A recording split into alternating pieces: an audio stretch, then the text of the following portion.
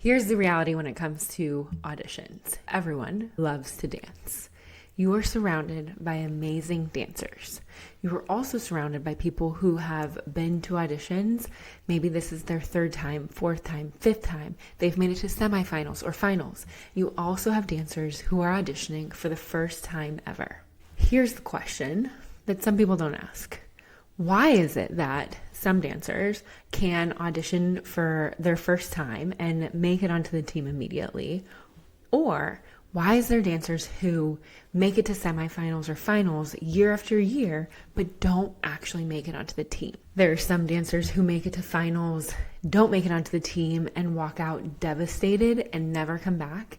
And then there's dancers who use that fuel, that fire, that rejection of being told no and come back with a vengeance the next year to make it onto their team. If any of those sound familiar to you, I want to talk to you about the mindset shift that could potentially change everything for you. So there's two types of dancers that I see. There is the dancer who thinks that I am just not good enough as the other dancers in the room. You may have made it to semifinals or finals and you didn't make it onto the team and you immediately think, I don't belong here. Everyone else is better than me, and why did I think that I could make it onto the team? Clearly, I just got rejected. I'm not the right fit. You also may be thinking that other dancers are just like naturally more skilled than you, or that they're better performers, or they have a better look, or they just are overall the better fit for the team than you. And here's the thing, if you're that dancer number one, you may not show up to auditions again, or when you do show up to auditions, you may show up exactly the same as you did last year, okay?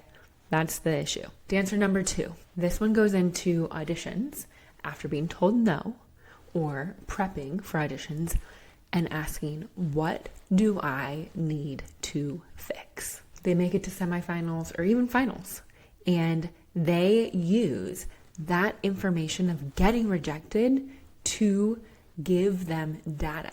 I know it's so much easier to say this than to practice it, but using rejection as a data point versus an emotional feeling can help you in figuring out what is going to move the needle for me the next time that I show up at auditions. And during audition season, you may be auditioning for multiple teams because you are excited about multiple teams. And that is amazing. You can listen to one piece of rejection as data to inform how you show up at your next audition, instead of getting in your head and then not even going to the next audition, right? So the dancer who is asking, what can I fix every single time, the next time that they show up to auditions, they are showing up completely different because they took the time to reflect and iterate on that data point of not making it into what can I fix, what can I do better, and how can I improve. So the difference here, it's not talent. It is how you show up, it is how you think, and how you react to the information that you're given. Because most likely, if you made it to finals, you can do a double turn, you can kick, you can leap, you can smile and perform. There's just something holding you back from making it onto the team, and you just need to figure out what that is. And there's some years that there's just a really full roster of veterans, and there's a huge pool of rookie candidates that are really amazing. And it just might not be your year that year, but what if you took that as, how can I get better and improve? Because that's all the judges want to see. They want to see you come back next year and blow them away and be like, this girl needs to be on our team because she took that no and she came back and is a completely different dancer. You can still be an amazing dancer and still need to grow in many different ways, right?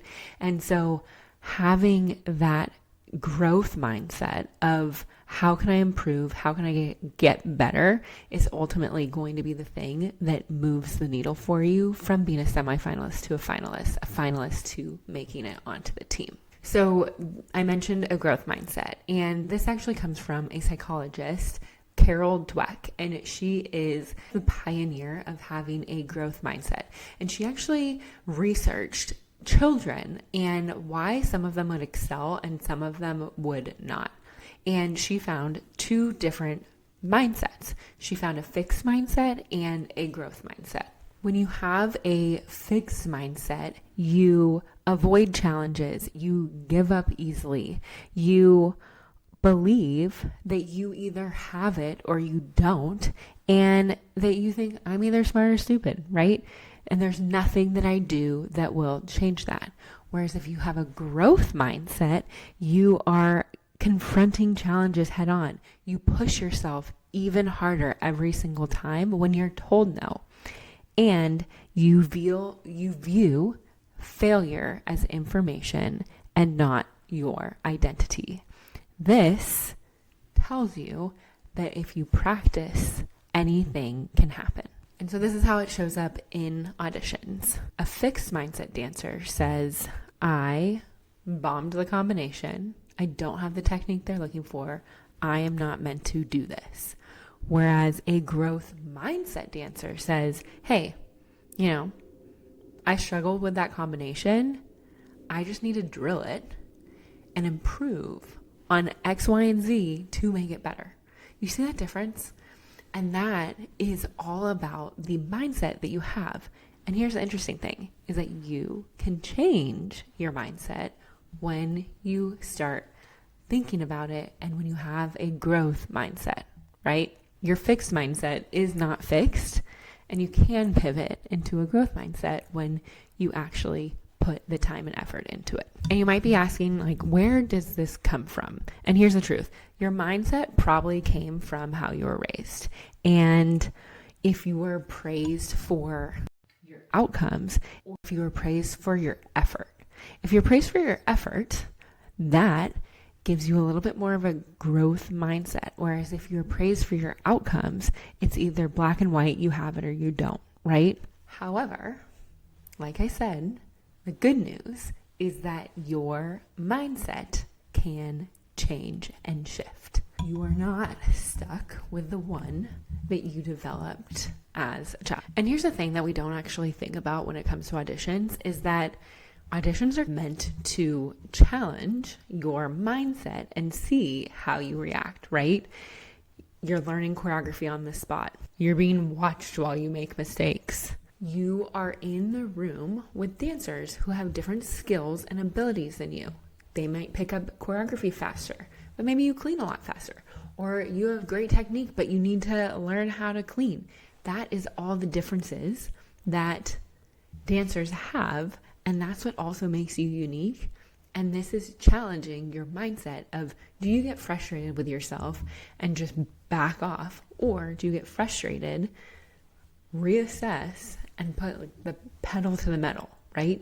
Very different reactions to being frustrated. I'm reading a book right now called Peak Performance, and it's really a great book if you are an elite athlete, if you are a high achiever, and you want to ultimately always be at your peak. And it talks about stress and rest. So right now we're talking about a stressful situation, right?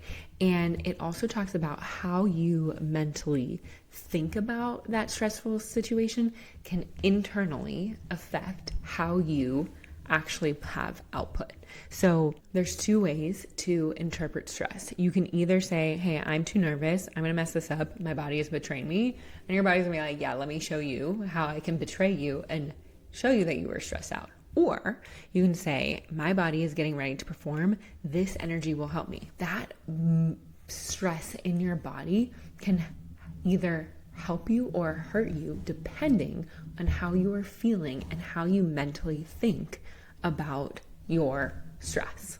It's when you're on auditions, you're feeling nervous, you're wondering if you're going to remember, you're in front of the judges and you need to remember all these different things, your performance, your facials, your levels, the routine, right? The good news is that every dancer in the room is feeling that. It just matters how you interpret those feelings inside your body, whether you think of them as negative energy or positive energy and stress towards the situation. So here's how I see it in the dancers that I work with. The ones who make it onto the team, they aren't necessarily the ones who have the most born talent, right? I have had teammates who, one was like a Tahitian dancer, but she was a really strong performer, and that got her onto the team. She didn't have as big of a technical background. All of these different pieces, you are an individual and you bring something different to the table, right? Lean in on that. Yes, you need technique. Yes, you need to know how to see choreography in front of you and learn it and perform it. I'm not saying that you don't need that. However, I'm saying that if you have drive, if you have the determination and the growth mindset of, if I have the will, I will have the way to figure this out, you are in such a good place to be successful at auditions. The dancers in our program also are the ones who treat every piece of feedback as if it's a gift and not that I'm just harping on you. There will be some practices where I'm on one person. Hey, you need to do this. And that is how practice also runs too. And when you think of it in the mindset of a gift versus an attack, that will help you so much in the process of learning and growing and improving. Because once you're on a team, that doesn't mean that you're not getting feedback anymore. There will be always something for you to learn and grow and improve forever. Because I was on a team for 8 years and I was still getting yelled at my last season, right? That didn't deteriorate my execution. That just made me yearn to be better every single time that I showed up. So I want you to reflect with this a little bit. And I want you to ask yourself a couple questions, okay? How do you talk to yourself when you make a mistake? Do you say, that was a stupid mistake, I'm not a good dancer? Or do you say, I can do this? Or I can't do this yet, but I'm working on it. Those things change your mindset. Okay. Now, question number 2. What do I believe about most dancers who make it onto a team? Do you think that they were born with something that you don't have? Do you think they just get it and you don't? Or do you think of them of people who have worked really hard on a specific skill to get them to where they want to go? Okay. Next question I want you to ask is, how do I respond or plan to respond if I don't make it this season? Do you shut down and avoid auditions next year? Do you blame the judges for not seeing the value that you bring? Or do you say, what specific skills do I need to work on and how can I get better? Okay, those are the 3 questions that I want you to ask yourself and really start reflecting. You might not know how you are going to react to judges' feedback, hearing no, and I can tell you firsthand, as someone who has made it to finals and not made it onto a team, that it is devastating. I also made it onto the team and then got cut the next season. That did not stop me from packing up my stuff, driving back home to the Bay Area and auditioning for the Warriors a month later and being on the team for 7 seasons. And so that in itself is growth mindset. Yeah, I cried myself to sleep that night that I didn't make it back onto the team. And then I picked up myself, I picked up my stuff, and I was on my way. That can be your story too. And just be reflective on how can you improve, how can you grow. And if you don't know where to start and you are looking for feedback, I encourage you to join our free masterclass. It is the 3 secrets to audition success. And I'll be breaking down everything that, in my opinion, from a judge's perspective, that you could be missing, and that gap that could take you from being a semifinalist to on the team, or even a finalist to being on the team. And so I would love to invite you to the masterclass. You can DM me the word masterclass on Instagram at the Cultivate Code, and I will send you the link. And I will also drop the link below in the show notes. And I just want to leave you with this last final thought, is that your technique is not the problem. Your skill set and your ability is not the problem. The thing that might be the problem is how you think about yourself, how you talk to yourself, and how you approach the data that you're given at any audition, and how you can improve based off of feedback that is given to you. And I can't wait to talk to you next week.